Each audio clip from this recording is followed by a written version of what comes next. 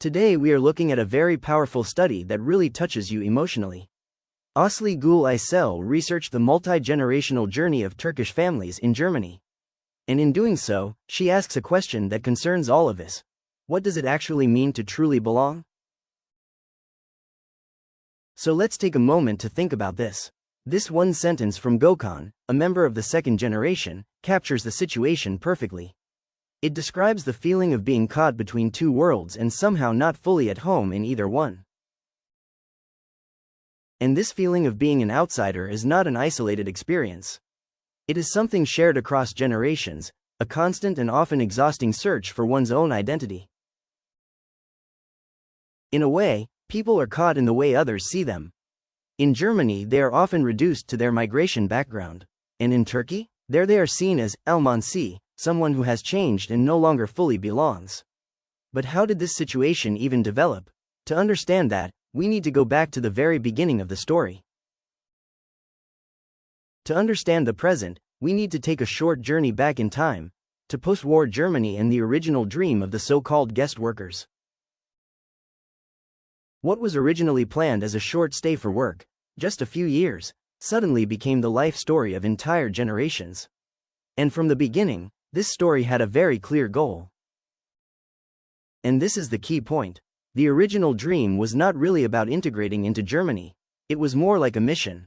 People made sacrifices in order to secure a better future for their families, but that future was imagined in Turkey. Yet the reality in Germany turned out to be very different. Guest workers and their families did not only find work here, they also encountered deep social barriers.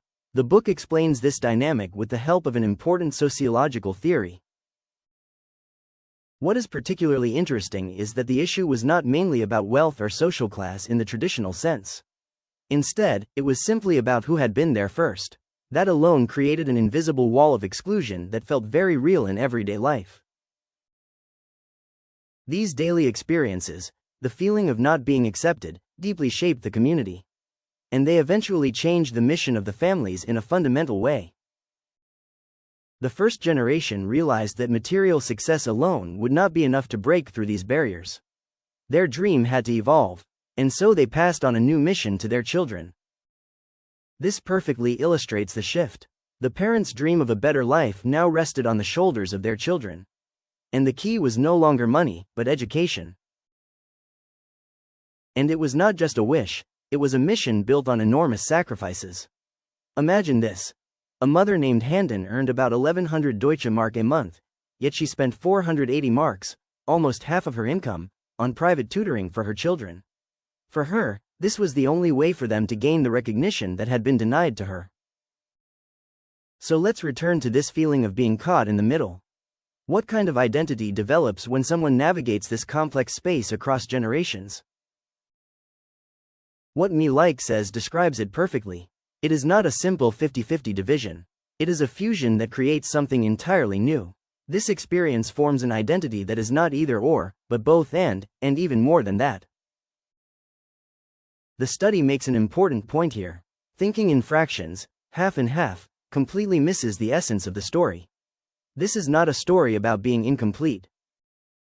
The key insight is that the space in between is not emptiness or deficiency. It is fertile ground where a unique transcultural identity can grow, one that builds bridges and combines the strengths of both worlds. And this entire journey ultimately challenges us to rethink our own ideas about belonging, identity, and home. It leads us to one final question that remains open. Today we discussed a study by Asli Gül Aysel from 2018.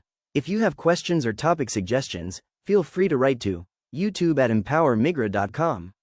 EmpowerMigra, understanding begins with listening.